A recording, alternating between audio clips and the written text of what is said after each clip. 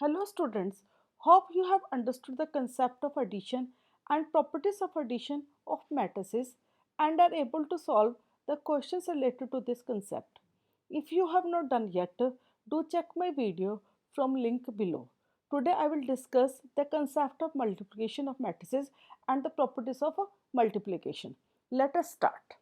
Let us first understand what's the condition necessary for multiplication of two matrices, and the condition is that is number of column of matrix A, that is first matrix, is equal to number of rows of matrix B, that is second matrix.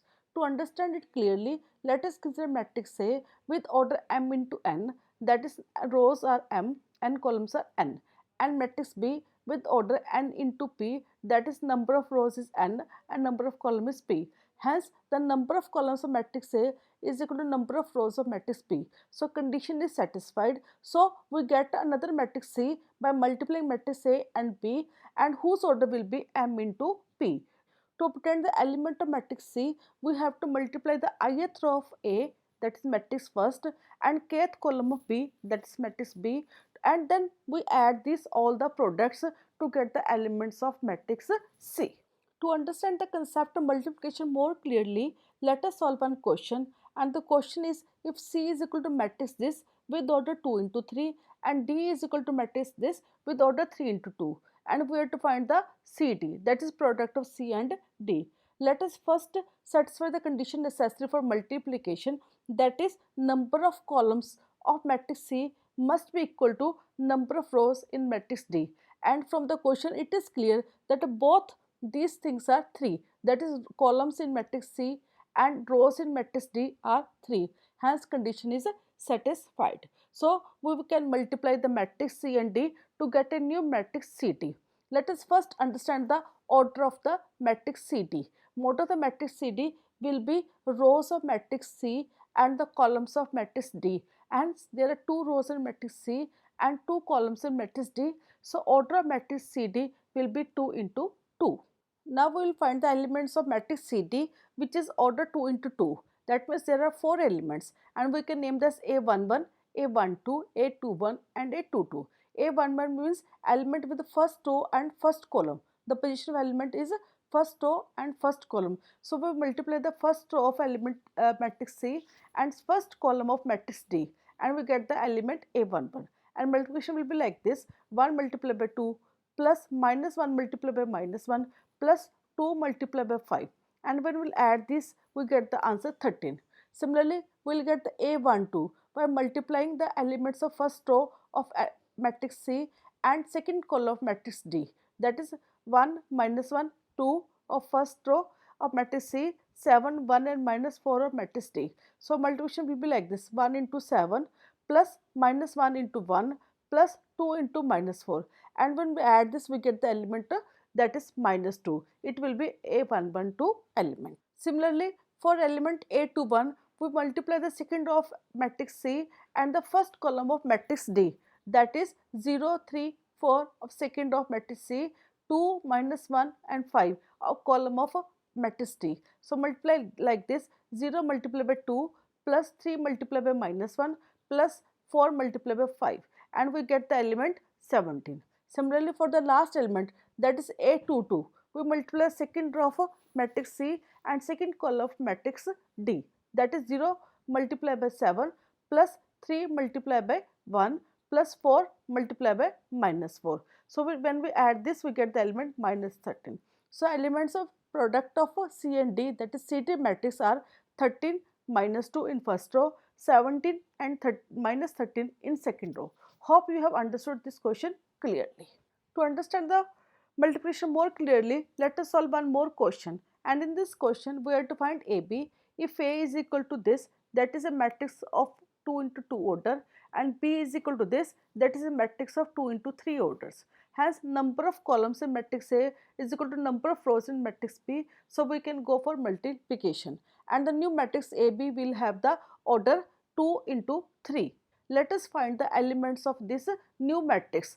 Total elements will be 6 because order is 2 into 3. We will find the elements one by one. We will first find the element first, that is A11. So we multiply the first row of matrix A and first column matrix B like this.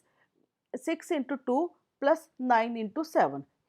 And when we multiply this 6 into 2 plus 9 into 7, we get a 12 plus 63 and answer will be 75. Similarly, to get the second element, we will multiply the first row of matrix A and second column matrix B like this. 6 into 6 plus 9 into 9, we get the answer 36 plus 81, which is equal to 117. Similarly, we can get all the elements of the matrix AB by multiplying the rows of first matrix and columns of second matrix. Hope you have understood this question clearly. We will now discuss the properties of multiplication of the matrices, and we state these properties without any proof. The first one is associative law, which deals with the multiplication of three matrices A, B and C, and this law states like this: if we first multiply matrix C and B and then we multiply the product of A and B with matrix C, it will be equal to if we multiply A with the product of matrix B and C. Second one is distributive law, which again deals with the three matrices A, B, C and two operations, that is multiplication and addition. And this states like this: multiply the A with the addition of B and C, we get a new matrix which will be equal to the addition of product of A and B and product of A and C. If we multiply C with the addition of A and B, it will be equal to the addition of product of A and C and product of B and C. And the next property is existence of multiplicative identity.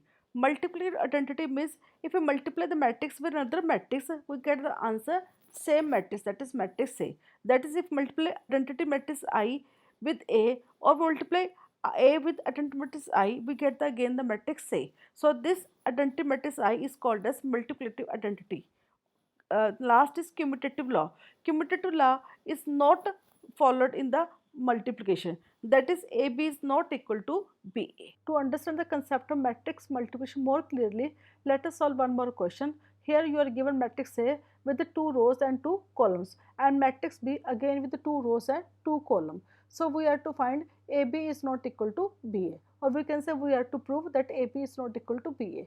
In order to find out, let us first find the product AB, that is left hand side. In product AB, we will first write the matrix A, then we will write the matrix B. So we multiply the rows of matrix A with the columns of matrix B to get the elements of the matrix of product of AB. That is, we get the new matrix AB whose elements are 7, 1, 33, 34.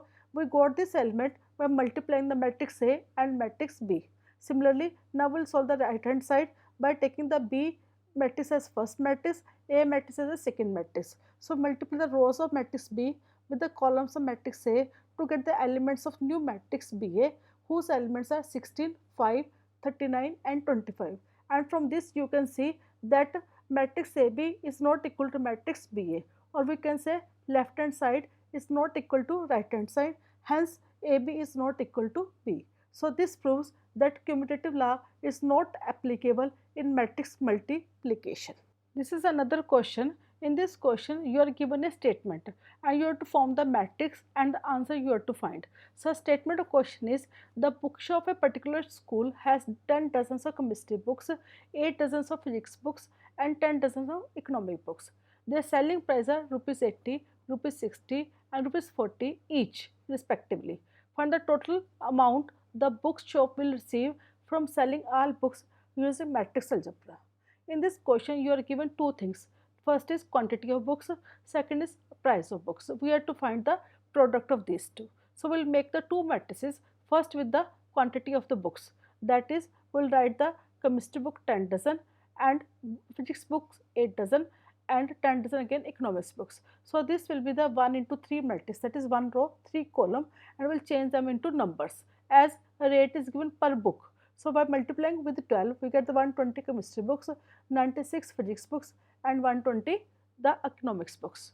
Now we will make the second matrix for the selling price, and this will be column matrix 80, 60, 40, 80 for chemistry book, 60 for physics book, 40 for economics books. Now we will multiply these two matrices, that is B matrix and S matrix, by like this way. And when we multiply, we get the elements, because first matrix is 1 into 3, second is 3 into 1. So we will get matrix of 1 into 1, that is first element will be 120 into 80 plus 96 into 60 plus 120 into 40. So when we multiply and we add it, we get 20160. This is the total amount received by the bookseller. Hope you have understood these questions nicely and will be able to solve the questions on matrix multiplication from the exercise. If you face any problem or you have any doubt, do write in the comment section.